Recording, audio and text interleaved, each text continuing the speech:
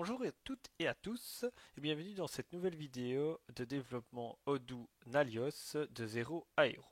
Alors aujourd'hui je vais vous montrer une petite nouveauté qui va vous aider dans le débugage qui était déjà partiellement disponible en V17. Donc on va d'abord regarder en V17 comment ça fonctionnait et puis je vous montrerai en V18 la nouveauté qui va vraiment vous aider dans certains moments quand vous devrez débugger, etc. Donc ici vous voyez que je viens sur un sale order.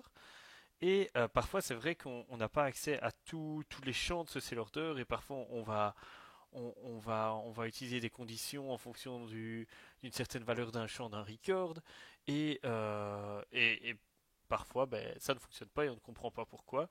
Et donc la première chose à faire, c'est vérifier que les valeurs qu'on attend, en fait, sont les bonnes valeurs. Donc d'abord, je vais me mettre en mode debug.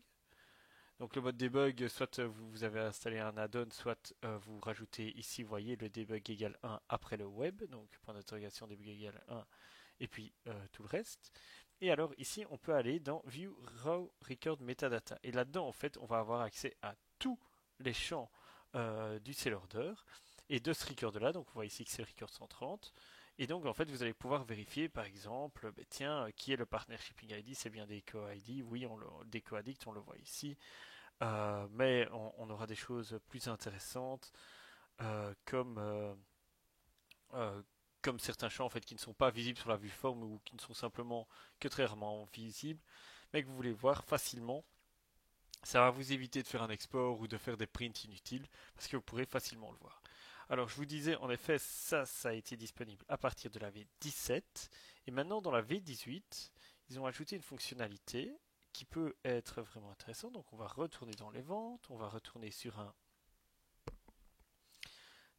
sale order et en fait ici si vous allez dans l'URL, si vous remplacez le Odoo par JSON, alors automatiquement vous allez avoir la même vue qu'on a vue précédemment dans la V17. Mais voilà, ici vous avez vraiment tout dans un dictionnaire. Et alors, qu'est-ce qu'on pourrait dire? Quels sont les avantages par rapport à la version 17?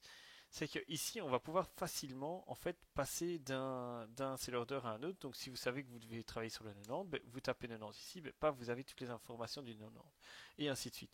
Et donc ça, je pense que c'est vraiment le gros avantage, c'est que ce sera beaucoup plus simple pour débugger en passant d'un record à l'autre très facilement. Et donc voilà. Je pense qu'en tant que développeur, cette option vous sera très utile. Donc c'est pour ça que je vous l'ai présenté aujourd'hui. Si vous avez des questions, n'hésitez pas à les poser en commentaire. Et sinon, je vous invite à suivre notre chaîne Alios afin d'avoir accès à toutes nos nouvelles vidéos sur le développement Odoo. Merci, au revoir.